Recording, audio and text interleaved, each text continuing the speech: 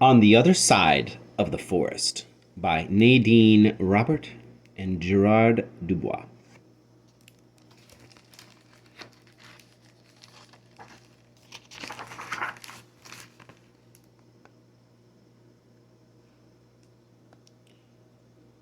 Only by encouraging individual freedom or the individual power of the mind, and by trusting our own feelings, can collective acts be meaningful. Ai Weiwei.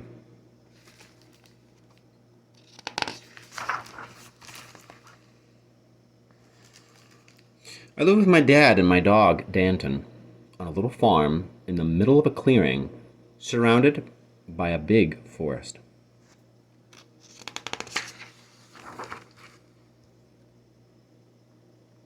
People say that wolves live in the forest, and ogres and giant badgers. No one ever goes in there.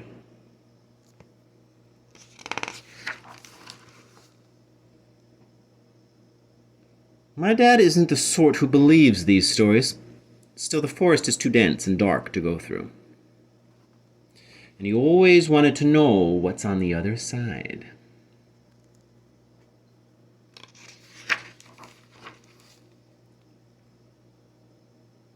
Dad usually whistles or hums a tune while he works, but today he's quiet and deep in thought. When he's tying his last bundle of wheat, he shouts, "Arthur, I've got it. I've just had a magnificent idea."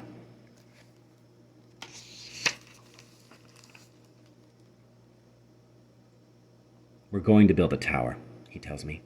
"A very tall tower, so we can see over the trees to the other side of the forest."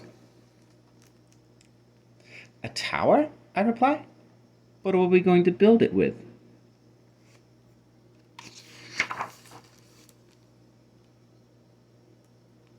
"Let's go to the mill and grind this grain," says Dad, loading up the cart.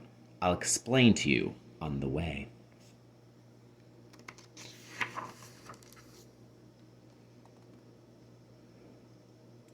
As soon as we got home, Dad puts his plan into action. With the flour that we've milled from the grain, he makes some dough. Then he shapes dozens of round loaves, working late into the night.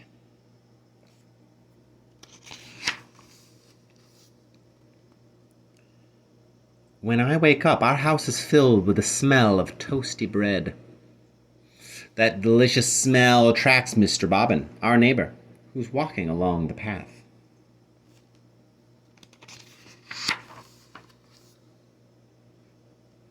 "I'd like to buy a loaf from you," he says.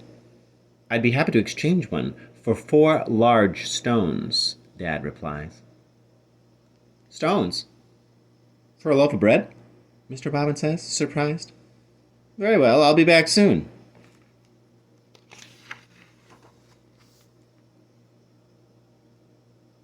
Mr. Bobbin returns, followed by several villagers who are also carrying stones.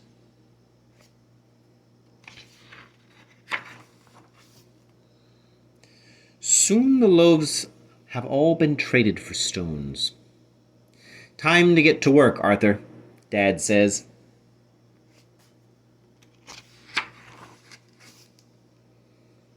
We build until lunch. While Dad naps to regain his strength, I play with Danton. "We'll need a lot more stones to make our tower high enough."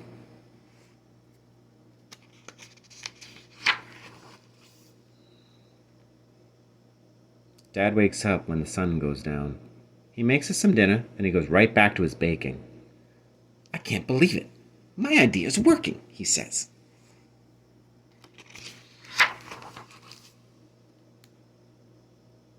Early in the morning, the smell of bread fills the clearing again. I wake up to the noise of the villagers coming up the road with their wheelbarrows and carts full of stones. "What are you doing with all these stones?" Mr. Bobbin asks. "We're building a tower," Dad explains, "so we can see what's on the other side of the forest."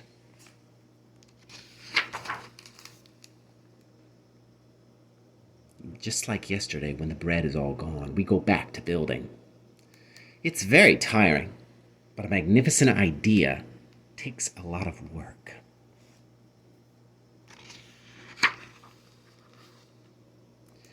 When 4 o'clock chimes, Dad goes inside to mix the flour, water, and yeast. Then he's so tired he falls asleep. To help him, I finish making the dough, and I clean the oven.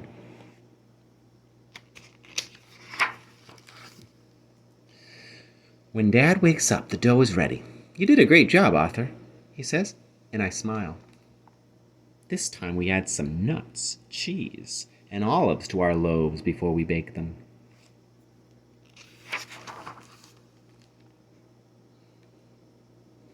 When the sun comes up, even more villagers than yesterday are waiting in front of our house, with even more stones.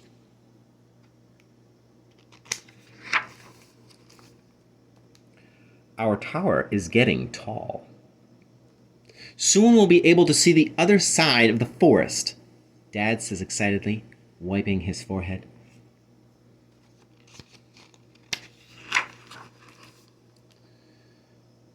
But at the end of the day, the sky darkens. Big black clouds are approaching. Danton whimpers when the thunder roars.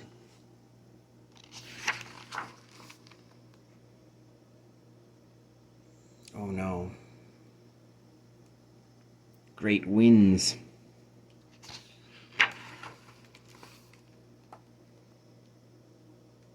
After the storm, the villagers are there as usual with their stones.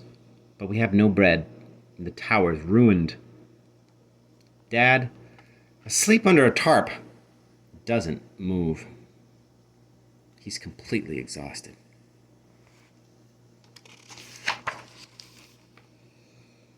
Then, something magnificent happens.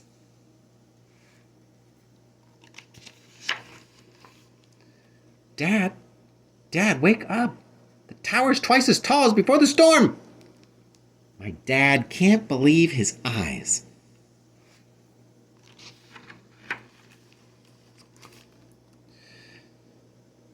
He goes straight to the kitchen without a word. By the time the villagers head home, the loaves are ready. "How could we thank you otherwise?" he says.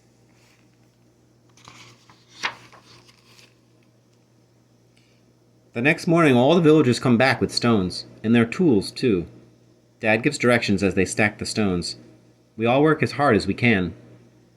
The tower rises and rises higher and higher. Before the sun sets, I curl up under a tree, my dreams filled with visions of what might be on the other side of the forest.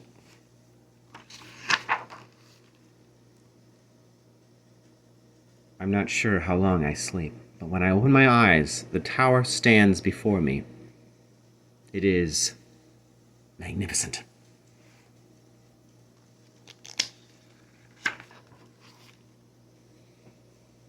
That evening, before we climb the tower for the first time, everyone from the village joins us to celebrate. Dad can't contain his joy. Neither can Danton. The tower's done.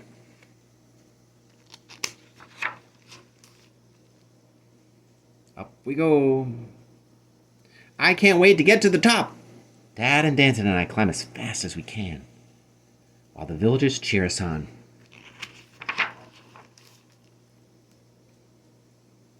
We reach the top, panting for breath, and at last we can see what's on the other side of the forest.